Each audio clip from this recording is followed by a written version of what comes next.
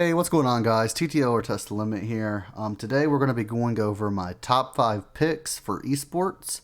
Actually, just doing League of Legends today. I have 5 really good picks with 4 power plays and 1 flex play. This is for July 20th, 2022. And yeah, this is a little bit of a new format. Usually I will have my camera in the bottom right, but I wanted to see what you guys thought of this new format. And my daughter is sleeping behind me because we recently moved. So there is no camera for this one.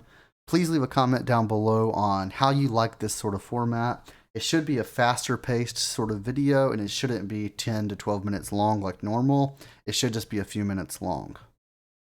So let's go ahead. The play of the day for me would be Strive over 3.5 kills. Strive is the mid laner for Rare Atom, who are huge underdogs versus TES, which is Top Esports. He's going against Knight, which is a very tough matchup. And at first, I didn't really like this play, but I saw a few people that were on it, and I looked into it more. And when you look at the stats, Strive has gone over 7 out of his last 10 games for what he would need to reach this kill count. He's averaging 2.5 kills per game over the last 10, and that's even in losing matchups and even in losing games, which really helped ease my mind because he is going against Knight, who is one of the best mid laners in the LPL. But that would put him at around 5 kills, which is 1.5 kills over the kill count. And I actually expect him to get even more. Rare Atom is the underdog of the game, but Strive has been a key piece in games that they win and has played extremely well even in their losses. I think that he hits this number fairly easily, maybe even in just the first game. So the first game, it really depends on what champion he's able to get on. But as long as he's able to play one of his main champions, I really like Strive tomorrow. And I could see him having a 4 or 5 kill game because he is one of the best players on Rare Atom. And yeah, I think that he will surprise a lot of people tomorrow. Prop number 2 is Fofo over 3 kills. I'm sure you guys have seen this if you're active on Twitter. I've seen a lot of people on this. A lot of people have made this their play of the day. The only reason that this is not my play of the day is because this last little line right here, this last sentence, do note if he gets subbed out, he will be DNP. So it's not that much of a risk because they have updated their FAQ on Prizepicks. And if he plays game 1 and doesn't go over or does go over, which kind of sucks if he does go over, but if he doesn't play game 2, he will be DNP'd. Whether he goes over or doesn't go over, he will be DNP'd. So he's gone over this number in 6 out of the last 10. He has an average of 2.1 kills per game over the last 10. And it's BLG versus RNG. BLG are most likely going to lose. They've been looking terrible lately, if I'm being honest.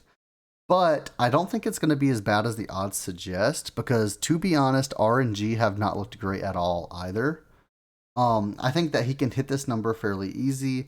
And like I said, the only risk is if he gets subbed out after game 1, which would happen if he underperforms in that first game. But like I said, no matter what, whether he hits or does not hit, if he underperforms that first game and gets subbed out, he will be DNP'd. So at least we kind of do have that as sort of a crutch. If you did want, what I personally did is I put Fofo in a bunch of 2-man power plays so that if he gets DNP'd, it's fine. It's not that big of a deal, right? I mean, I just get my money back. So if you're in a 5-man flex and he gets DNP'd, it turns into a 4-man flex. I don't really like doing those. If you want to do that, that's fine, but that's up to you. Next, we have prop number 3, which is Zeka, under 7.5 kills. He is the mid laner for DRX. He's gone over this 1 out of the last 5 series, so he has not looked that. He's actually looked great, but 7.5 kills is just way too many. He has 2.5 kill per game. He has a 2.5 kill per game average, meaning his average would be 5 kills in 2 games. I think the 7.5 number is extremely high for him. I do think he gets close, but I think he gets closer to that 5 or 6 mark. DRX should dominate Fredit Brion. I expect the game pace to be slow though, as DRX and Bro both tend to play slower games than most, and it's in the LCK. So LCK teams, if you don't know, they tend to play really slow and steady games anyways. They go for Barons, they go for Dragons, they play it slow. They have like a really set game plan, and they're not that aggressive, which is the opposite of the LPL. But I wouldn't put it past them to only have 2 or 3 team fights in each game. So I mean, I just don't see the potential for Zeka to go over 7.5 unless they surprise me and just be super aggressive today. Next, we have Wayward under 6 kills. So if you follow me on 4deepsports.com, which if you haven't already, click the link in the description or the comments below. I make esports content for 4deepsports.com, and yeah, we can get you hooked up. But if you have read that article and you are a part of 4Deep Sports, you're gonna be wondering why I wrote Wayward up as a good top laner for DFS, and I have his under kill projections. The reason is he's only gone over this number 1 out of his last 10 games. He has a kill per game average of 1.8. But in a game like this, where tests are huge favorites, I do expect RA to keep it sort of close. But I expect Wayward to do really well this game, but I expect him to rack up assists. Because when you look at their team, that's what he tends to do. He plays a champion that allows him to get more assists than kills. He's not a Jax player or a Camille player. He plays champions like Sejuani, right? So he lets Knight, Tian, Jackie Love, all of his teammates, he lets them carry, and then he just gets the assists for those kills. So I don't really know why they set his kill line at 6. I think that's way too high. I would have set it at like 4.5 if I was the line maker. So I personally am taking that under. So this is my last play, and this is my only flex play rather than a power play. And it's Breathe under 6 kills. He's only gone over 1 out of his last 10.